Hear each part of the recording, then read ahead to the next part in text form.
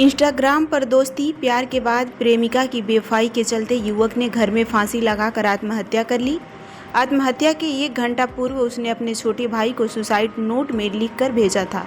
Suicide note में उसने अपने मौत के लिए अपने प्रेमिका को जिम्मेदार ठहराया है। पोस्टमार्टम रिपोर्ट के बाद शव गांव पहुंचने पर माहौल गमगीन हो गया और उसका अंतिम संस्कार किया गया।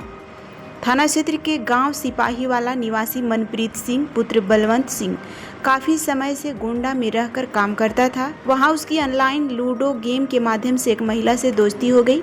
उसके बाद इंस्टा व फेसबुक पर साथ रहने की कस्में हुई। महिला शादीशुदा थी, साथ ही उसके 3 बच्चे भी थे। 6 माह पूर्व मनप्रीत महिला को लेकर शाहदरा दिल्ली के युधिष्ठिर गली विकास नगर में आ गया। दोनों एक साथ किराए के मकान में रहने लगे। महिला अपने बच्चों को साथ में लेकर रहना चाहती थी, मगर मनप्रीत को शक हुआ कि वे मुझे छोड़कर चली जाएगी। सोमवार को 4 बजे मनप्रीत ने अपने छोटे भाई नितिन को मोबाइल पर एक सुसाइड नोट भेजा, जिसमें मनप्रीत ने लिखा कि ऋचा मुझे छोड़ना चाहती है। वह कह रही है कि अब मेरे साथ नहीं रहना चाहती, जबकि मैंने उसके 3 बच्चों को पढ़ाया लिखाया है। मैं आत्महत्या कर रहा हूँ। मेरी मौत का जिम्मेदार सिर्फ ऋचा होगी। सुसाइड नोट पढ़ने के बाद छोटे भाई नितिन सहित पूरा परिवार घबरा गया। फ़ोन मिलाने पर फ़ोन बंद आया।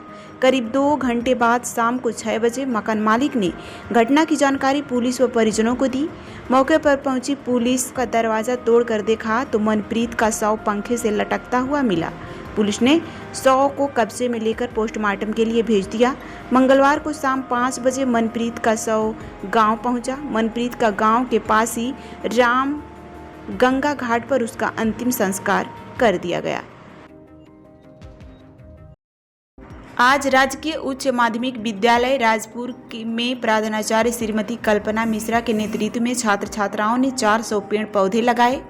वृक्षारोपण प्रभारी चंद्रभान चौधरी ने बताया कि राजस्थान में चल रहे हमारा हरियाला राजस्थान के अंतर्गत हर विद्यालय में प्रत्येक छात्र छात्राओं व शिक्षकों को 15 पौधे लगाने का लक्ष्य शिक्षा विभाग द्वारा निर्धारित किया गया है और एक पेड़ माँ के नाम का अभियान भी चल रहा है। स्थानीय विद्यालय में सभी ने बढ़ चढ़कर भाग लिया। सभी ने मिलकर 400 पेड़ पौधे लगाए और वृक्षारोपण कार्यक्रम आगे भी जारी रहेगा। लगभग 4000 पौधे लगाने का लक्ष्य है। सभी ने पेड़ पौधे को गोद में लेकर उनकी देखभाल करने की जिम्मेदारी ली और वे सब मिलकर पेड़ पौधों को बचाने का कार्य करेंगे।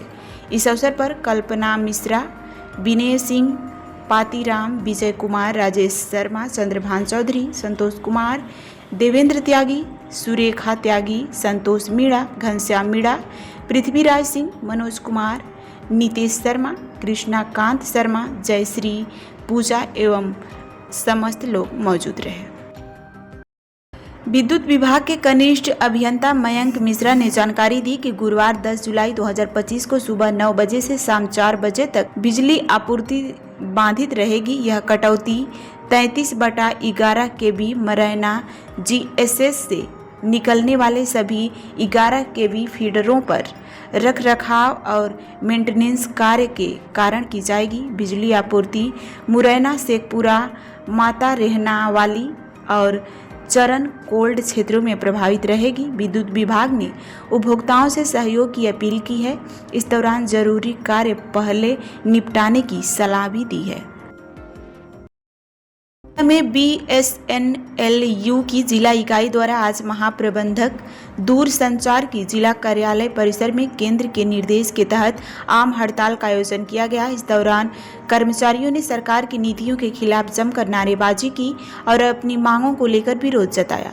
हड़ताल की प्रमुख मांगों में संबंधित पत्र भी प्रशासन को सौंपा गया, जिसमें सबसे प्रमुख मांगे 7वें वेतन आयोग को शीघ्र लागू करने की है, जो अब तक लंबित है। जिला सचिव कॉमरेड राजेश कुमार ने मीडिया से बातचीत में बताया कि हम वर्षों से अपनी मांगों को उठा रहे हैं, लेकिन सरकार की चुप्पी कर्मचारियों के हितों की अनदेखी को दर्शाता है।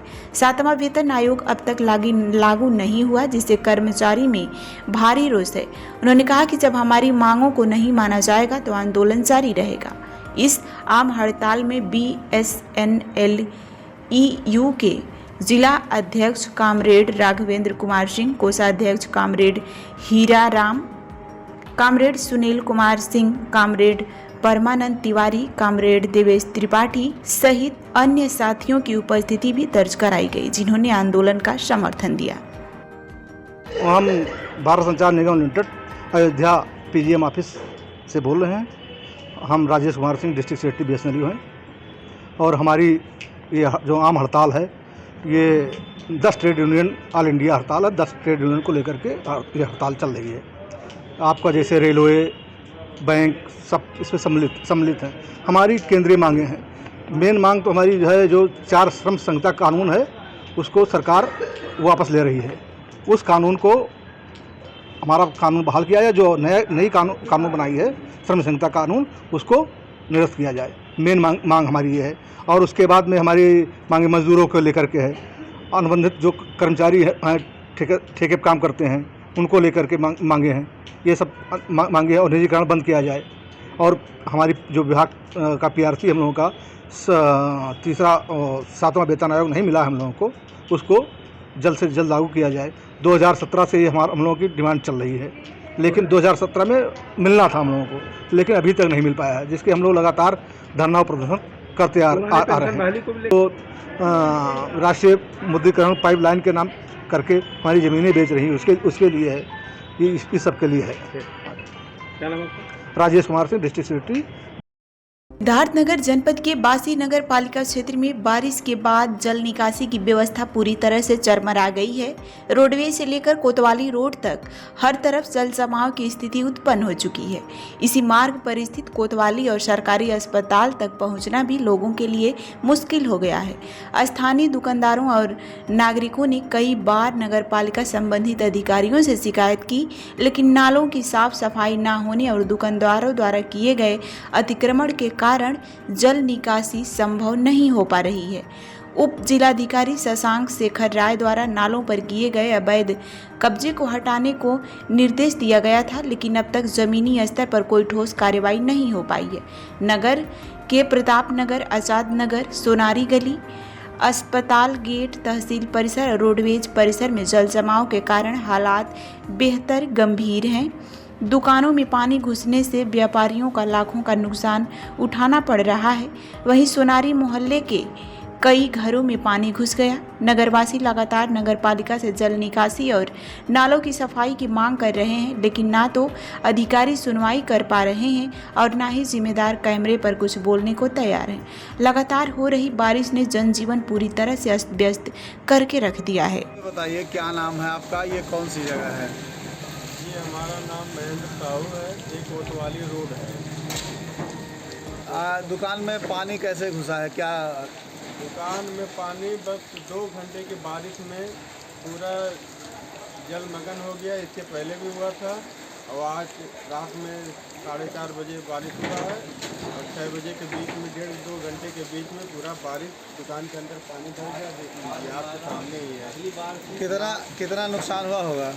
कम से कम 3 से 4 लाख रुपए हमारा नुकसान। आखिर ये बरसात का पानी हमेशा जल जमाव क्यों होता है? इसका क्या वजह है? इसका वजह नाला है। नाला अगर साफ सफाई बढ़िया से हुआ होता तो ये समस्या नहीं आता। नाला एकदम पूरी तरह से ठीक से साफ नहीं हुआ है। आखिर क्यों नहीं हो पाया? क्या इसकी वजह रही? अभी नगर पालिका का जो भी समस्या नगर पालिका का है, नाला अगर सब बढ़िया साफ हो गया होता ठीक से तो ये समस्या नहीं आता। सेवहारा नगर पालिका में बुधवार को उस समय माहौल तनावपूर्ण हो गया जब भाजपा कार्यकर्ताओं और नगर पालिका चेयरमैन फैसल वारसी के बीच जनसंवाद कार्यक्रम के दौरान नोकझोंक हो गई। जानकारी के अनुसार चेयरमैन फैसल वारसी नगर के हाउस टैक्स और अन्य जन समस्याओं को लेकर जनता से खुला संवाद कर रहे थे।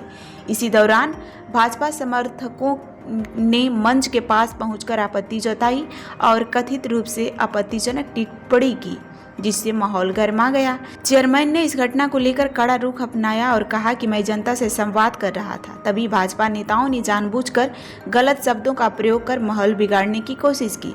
यह लोकतांत्रिक प्रक्रिया में बाधा है, सरकारी कार्य में हस्तक्षेप भी है। उन्होंने नगर विकास के मुद्दे से ध्यान भटकाने की सोची समझी साजिश बताया और कहा कि वे जनता के हितों के लिए प्रतिबद्ध हैं। तथा किसी भी राजनीतिक दबाव से विचलित नहीं होंगे। दूसरी ओर भाजपा कार्यकर्ताओं ने भी चेयरमैन पर अभद्र टिप्पणी करने का आरोप लगाया है। उनका कहना है कि फैसल वारसी ने प्रधानमंत्री नरेंद्र मोदी और गृह मंत्री अमित शाह के खिलाफ आपत्तिजनक टिप्पणी की, जिसके बाद माहौल बिगड़ गया। हालांकि प्रत्यक्षदर्शियों का कहना है कि चेयरमैन ने अपने पूरे वक्तव्य के दौरान संयमित भाषा का प्रयोग किया, कोई भी भड़काऊ बात नहीं कही। मौके पर मौजूद थाना प्रभारी अमित कुमार ने स्थिति को सूझबूझ से संभाला और दोनों पक्षों को शांत कराया।